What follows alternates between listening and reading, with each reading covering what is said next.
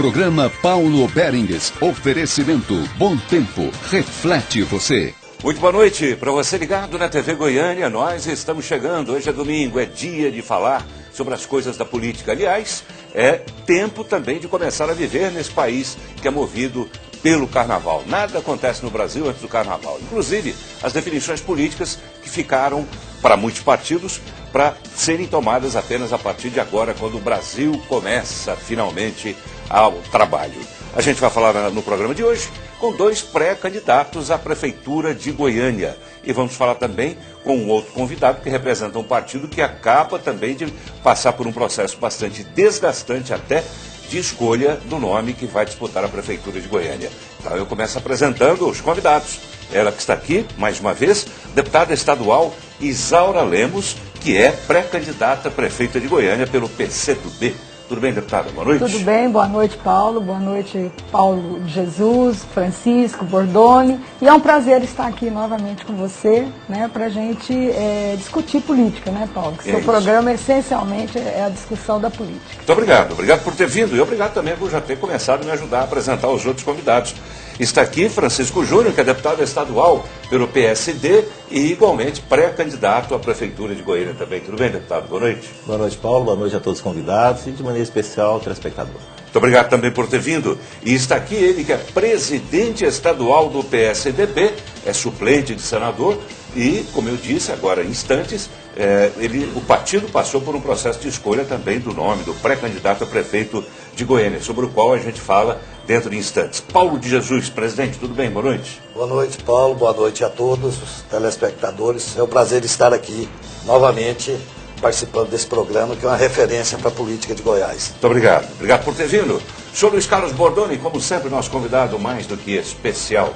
Tudo bem, Bordoni? Boa noite. Boa noite, Paulo. Um abraço, amigos. O programa hoje promete bastante, afinal de contas, nós estamos lutando pela renovação política no Brasil e os quadros aqui presentes representam isso aí, né, Paulo? Gente nova, sangue novo, vamos mudar. Chega da velharada. Até quando o Sarney presidiu o Congresso Nacional, né? Não dá mais, né, Paulo? Se fosse só o Congresso que ele presidia, estava bom. É verdade, né? Estava bom. Tá bem, a gente vai para o intervalo e já volta.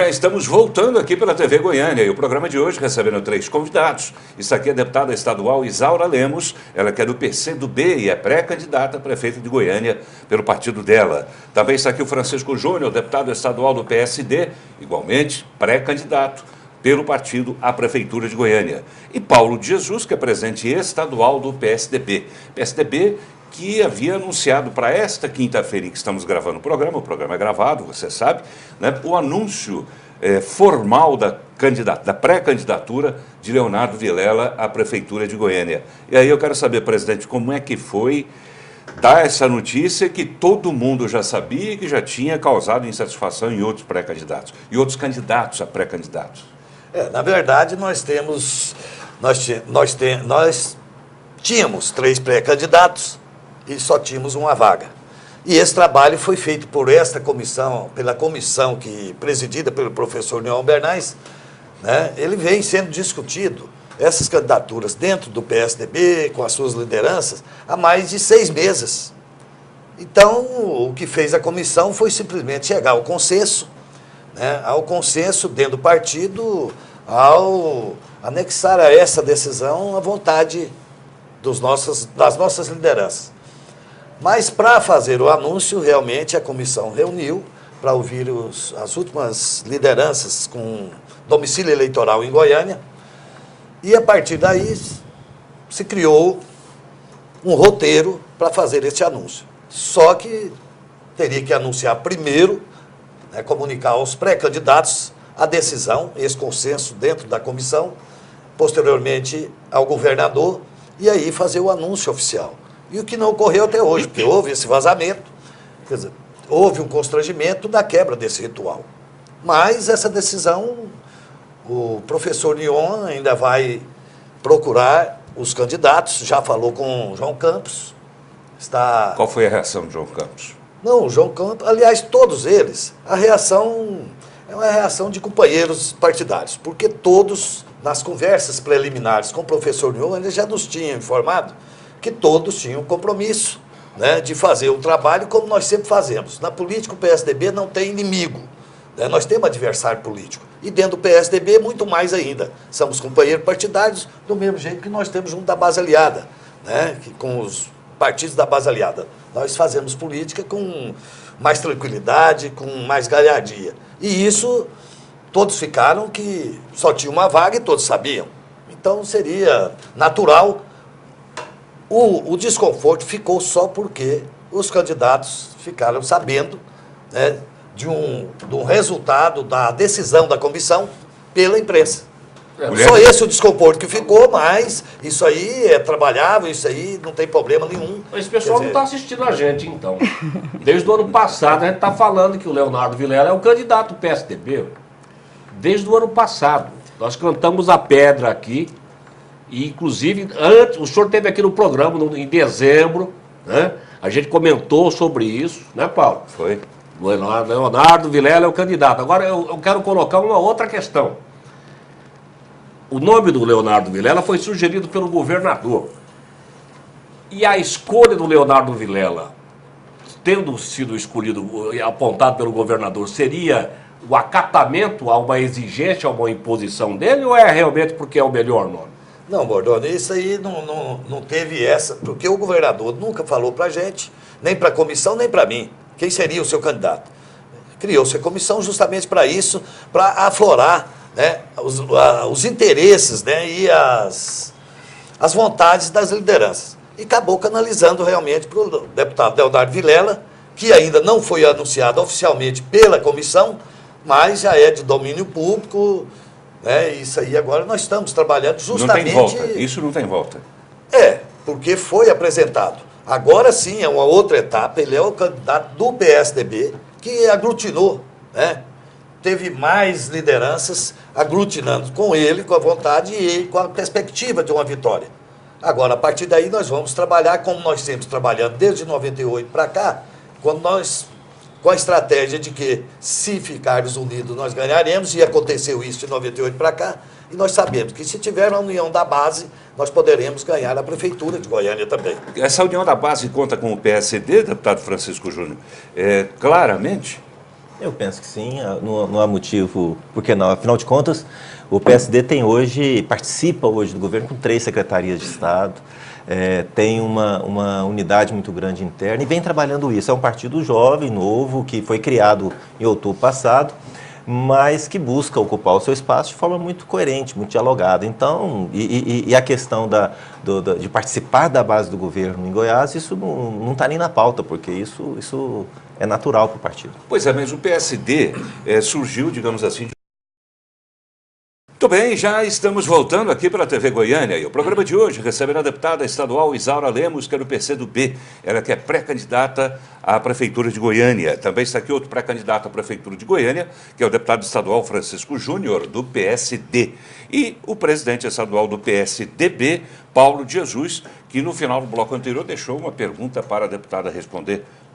Resuma, por favor, a pergunta, presidente. Então, deputada, que decisão a senhora tomaria com as primeiras denúncias sobre as obras do Mutirama? Primeiro que eu não receberia denúncia de coisas que eu não tivesse sabendo. Uma obra enorme como a do Mutirama, uma obra que é praticamente o mote principal da administração do Paulo Garcia, que deixaria sua marca, que deixará com certeza a sua marca. Eu não ficaria sabendo por denúncias. Eu ia estar acompanhando para e passo todos os dias o que estaria acontecendo na administração dessa obra. Isso é uma crítica a Paulo Garcia, de que ele não sabe o que está acontecendo? Eu não sei se ele não sabia o que estava acontecendo. Agora, o que eu fiquei sabendo foi pelos jornais. Ou é uma tática que ele copiou de Lula? O que eu fiquei sabendo foi pelos jornais, e ali tem muita contradição, tem questão que vem lá do processo licitatório, tem questões também políticas, porque o Mutirama realmente... o processo licitatório lá? Que eu saiba, é a prefeitura, a própria o controle, o diretor do parque. As contas da prefeitura que cuidou dessa questão, não foi a secretaria. Mas, então, deputada, não foi a secretaria a quem se atribui todas as mazelas, né? Fora os jornais. E que eu conheço o secretário Luiz Carlos Zorro, sei que ele é uma pessoa íntegra, jamais... Não estamos discutindo, a questão é essa. O Tribunal de Contas dos municípios, com os seus técnicos, sem política, disse que está tudo irregular. Se está tudo irregular, né, eu penso que tem que mostrar e ver aonde. Agora, para a obra, não. Porque para a obra é um prejuízo para a população. Mas a obra está parada. Não, foi solicitado que se parasse as obras pelo Ministério Público e tudo mais, mas ainda não está parada, não. Não, está parado. Né? Os brinquedos estão sendo montados. Os brinquedos estão montados. Agora a obra mas do a obra não. O túnel está parado mas há o muito tempo. do túnel é diferente, são duas obras ali. Uma é a obra da infraestrutura, que é do túnel, que ficaria em torno de 50 milhões, e da qual não se provou nada, se soltou aquelas pessoas que foram detidas, foi visto que foi um equívoco naquilo ali, em todas as denúncias ali, porque existe muito interesse políticos também. Nós não podemos ir prendendo as pessoas sem um rito também. A Polícia Federal não tem nada a ver com política. Sim, mas a Polícia Federal prendeu, nós sabemos, né, não preciso nem citar nome, pessoas políticas aqui algemadas e depois soltou. Quer dizer, eu acho que nós temos que ter mais cuidado nesse processo democrático com esse tipo de prisão.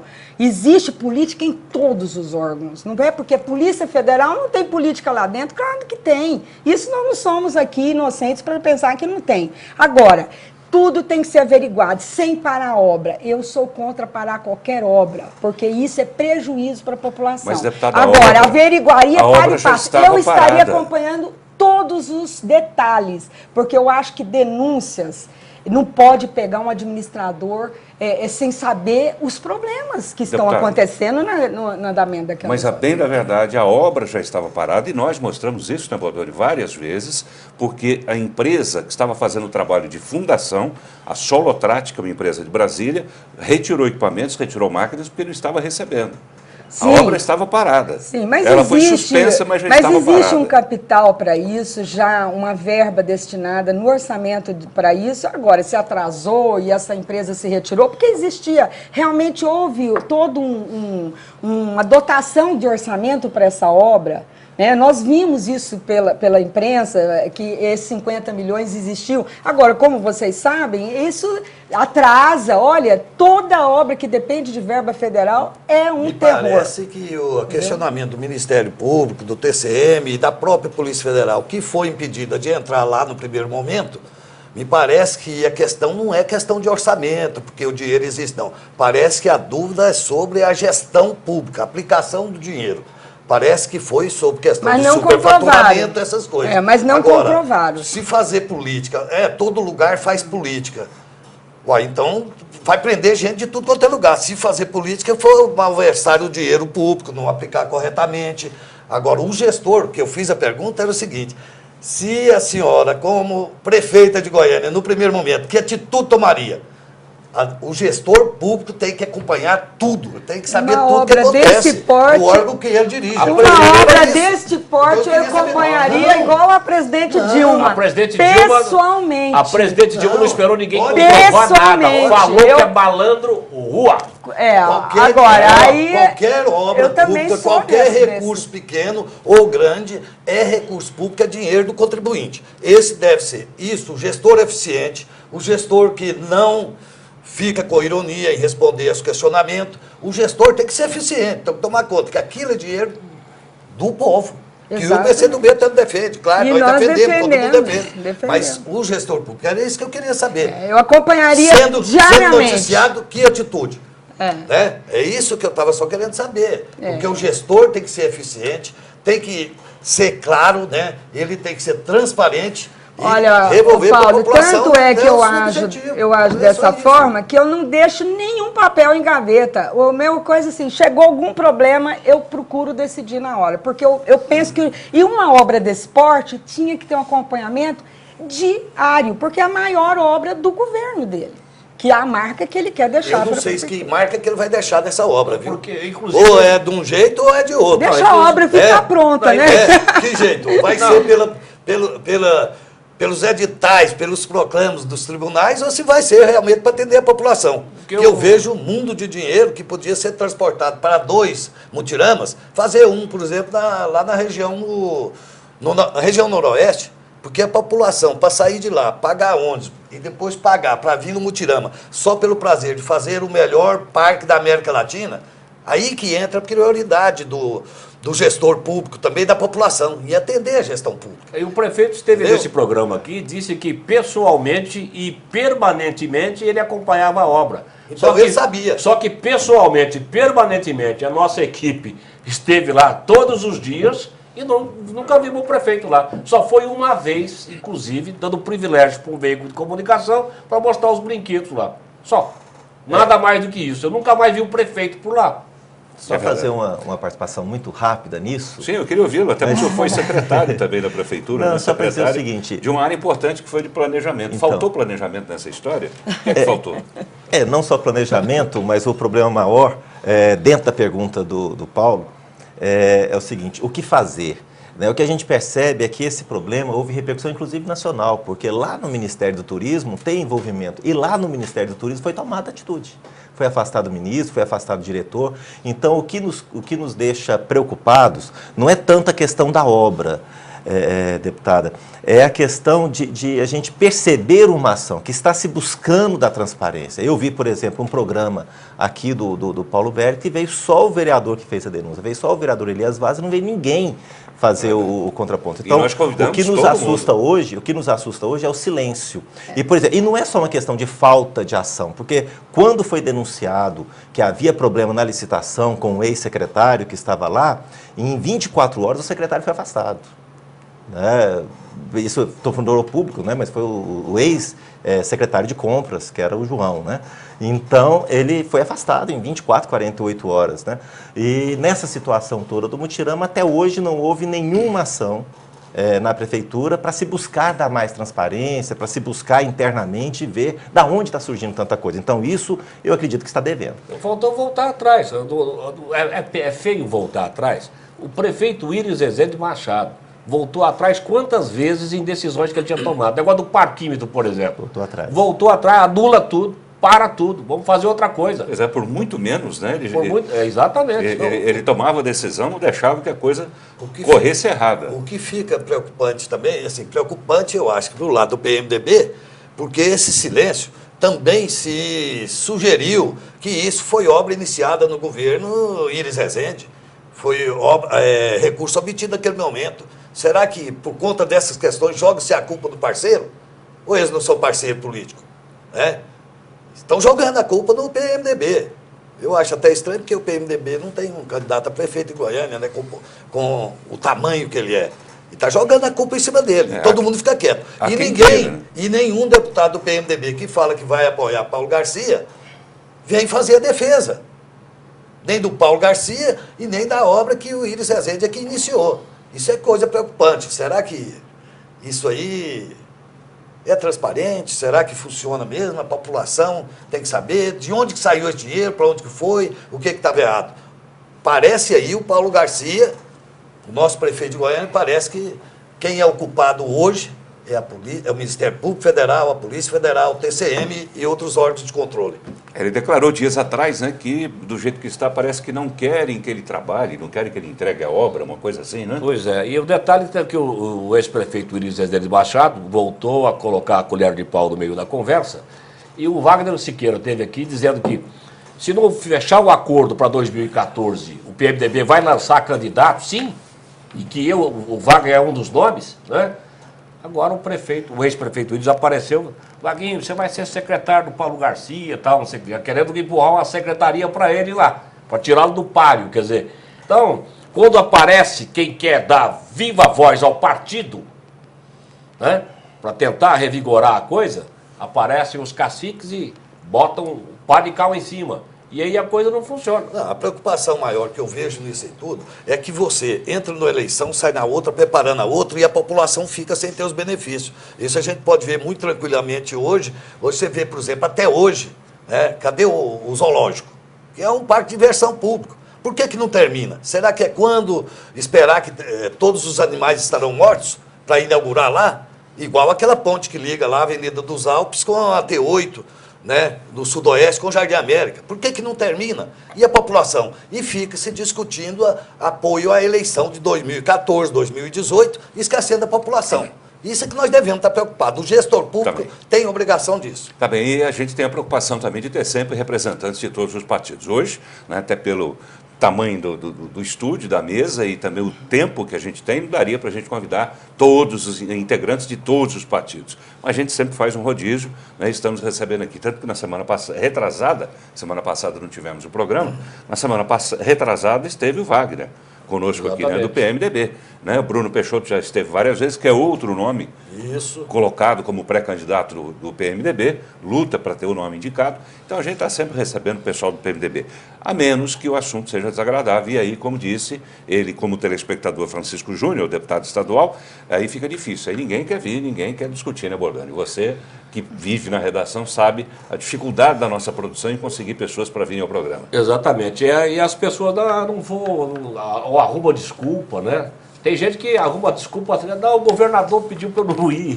O outro fala, não, o prefeito não sei o que lá, não, eu não vou mexer com isso não. Quer dizer, eu vou lá, vou me desgastar.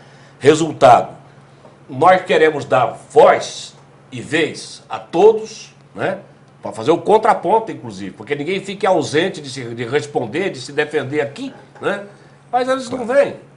Principalmente o artista principal da peça, do cenário, que é o prefeito, chamado várias vezes e recusa comparecer. Que, a bem da verdade, também não tem nada a ver com o governador. Nesse caso, né, não. Os que não vêm por orientação do próprio partido PT e também do PMDB. Não é isso? Não, eu só estou citando o caso específico agora dessa confusão toda no mutirão. Não, eu só citei o governador en passant, lembrando de um certo candidato que a gente chamou, de um certo político que a gente chamou, não, deu a desculpa, o governador pediu para eu não ir, porque não sei o que tem e tal. E depois não foi nada disso. Deve ser do governo passado, né? Deve ser do governo passado. Mas aqui é um espaço para esclarecer a população do que está acontecendo. Mas nesse caso a gente viu que foi o convidado que inventou a história, né? Exatamente. O governador não tem, né? Não se trata de defender o governador. Estou nem sabendo. Estou nem sabendo disso. Nem sabendo. Bem, vamos lá. Intervalo comercial e a gente volta já. Muito bem, já estamos voltando, né? Que pena, o último bloco do nosso programa desse domingo, em que estamos recebendo 3 convidados. Está aqui a deputada estadual Isaura Lemos, ela que é do PCdoB.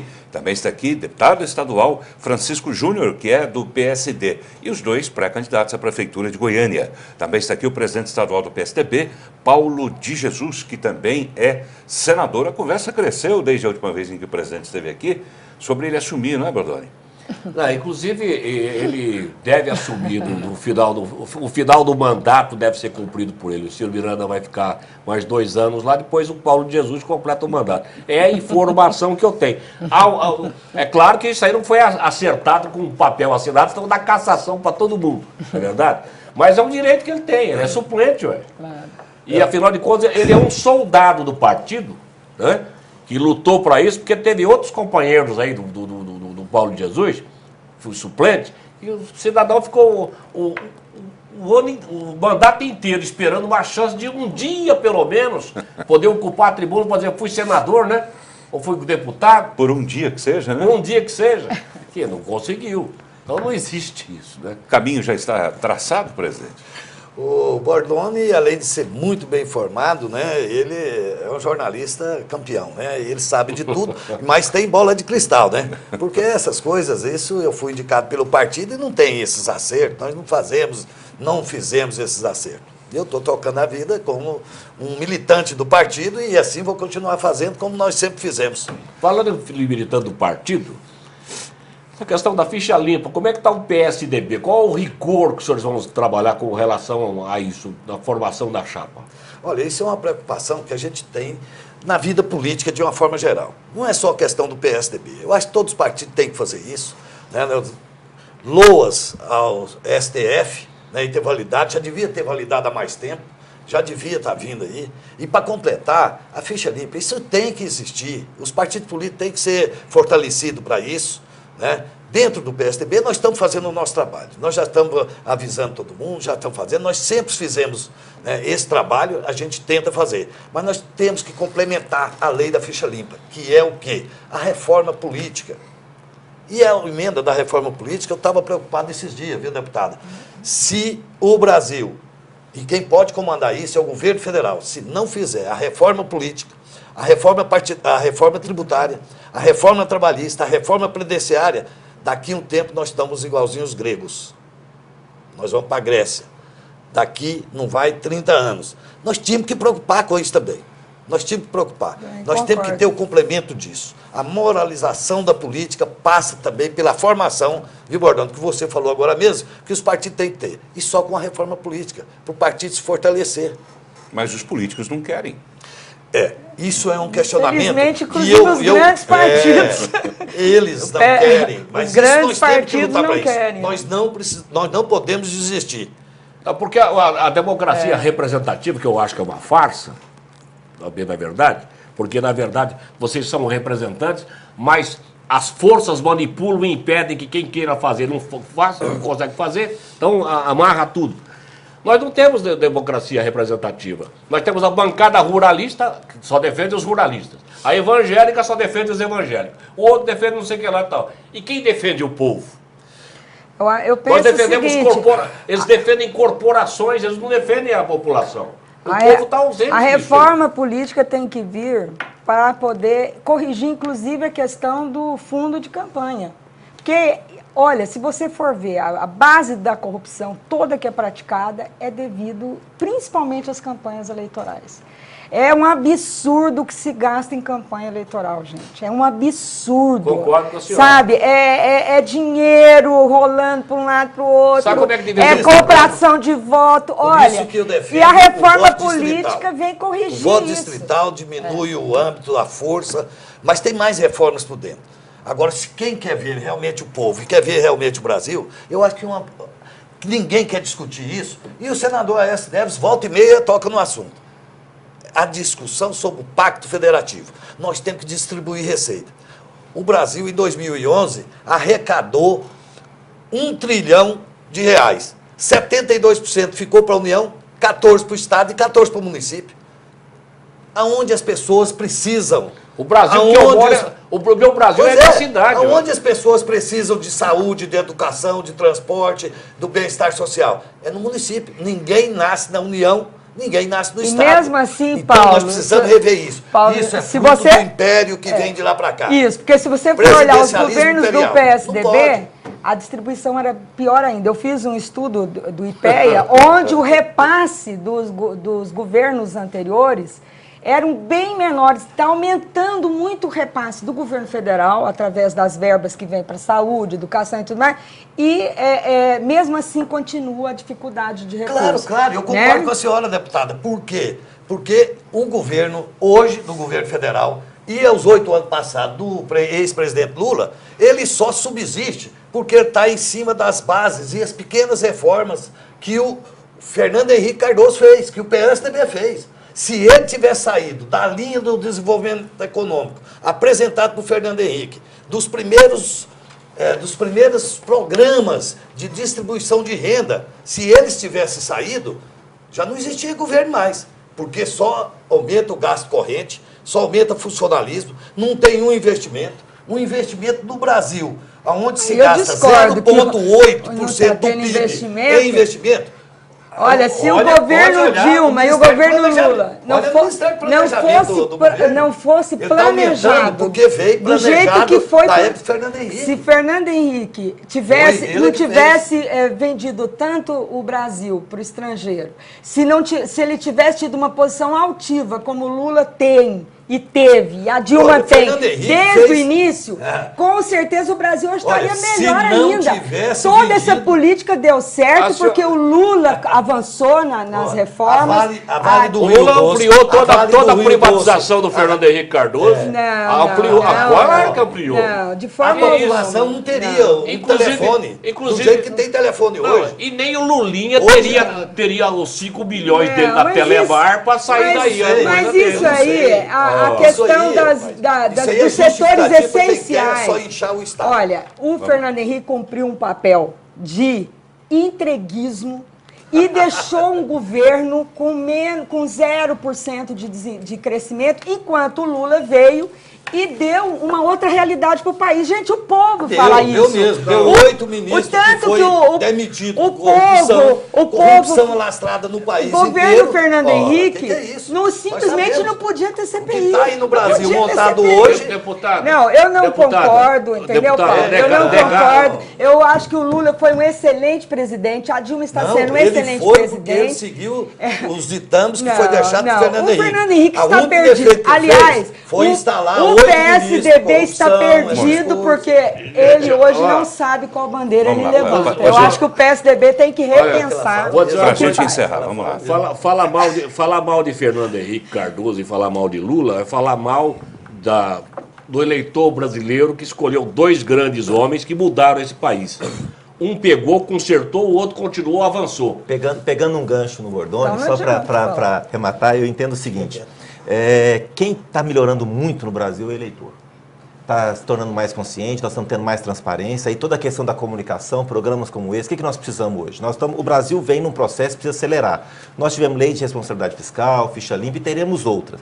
Então nós teremos a reforma política, agora nós precisamos esclarecer, investir nisso. Aí é investir em educação, investir em conscientização, investir em esclarecimento, e essas coisas vão acontecer. Cada um teve o seu papel.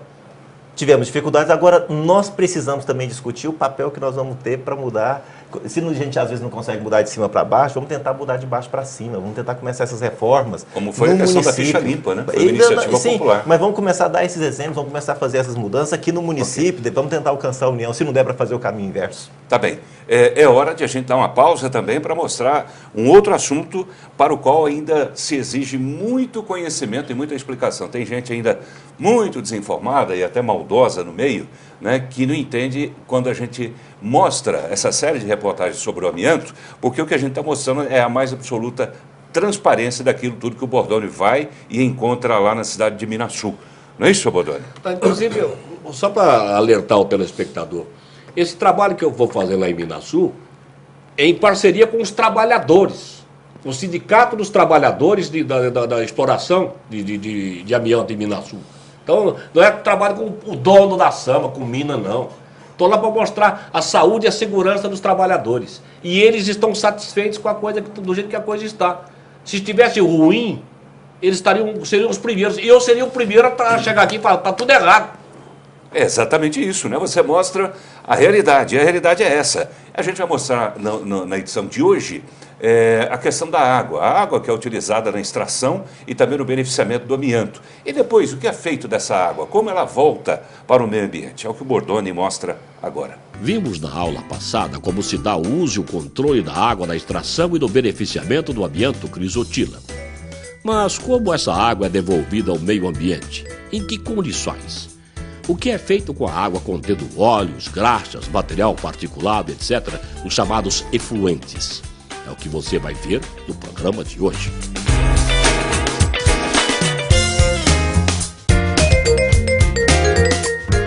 O sistema é desenvolvido a partir da Estação de Tratamento de Efluentes, a ET. Todo esse trabalho é facilitado por um processo escalonado de purificação a partir das caixas e lagoas de decantação instaladas em pontos estratégicos. Vejamos, por exemplo, a água utilizada neste postinho para a lavagem de máquinas e caminhões. Ela escorre do lavador para esta caixa de decantação aqui, onde a graxa, o óleo e a terra são retidos, e a água desce para a estação de tratamento.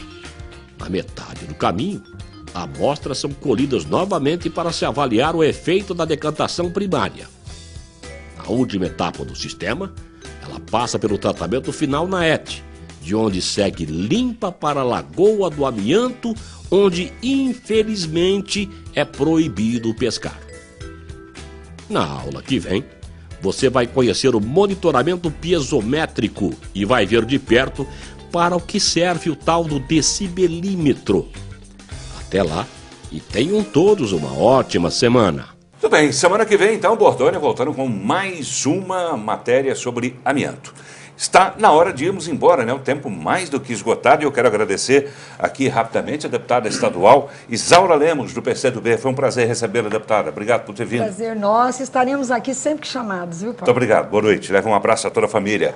Também agradecendo aqui a presença do deputado estadual Francisco Júnior, do PSD. Obrigado por ter vindo, deputado. Boa noite. Obrigado, Paulo. Boa noite a todos e sempre que também convidados, com muito prazer vamos discutir a cidade de Goiânia e todos os outros assuntos. Muito obrigado. Leve um abraço também para sua mãe que fez aniversário dias atrás. Com certeza. Obrigado também ao presidente estadual do PSDB, Paulo de Jesus. Foi um prazer recebê-lo. Boa noite. Boa noite, Paulo Berg. Boa noite, telespectadores. Estaremos aqui sempre que formos chamados para discutir a nossa cidade. Tá bem. Bordoni, vamos embora?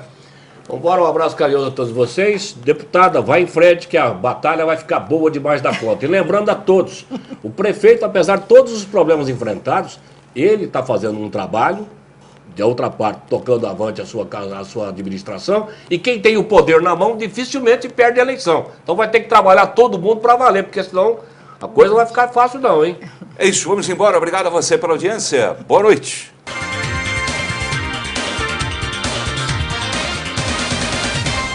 Programa Paulo Berengues. Oferecimento Bom Tempo. Reflete você.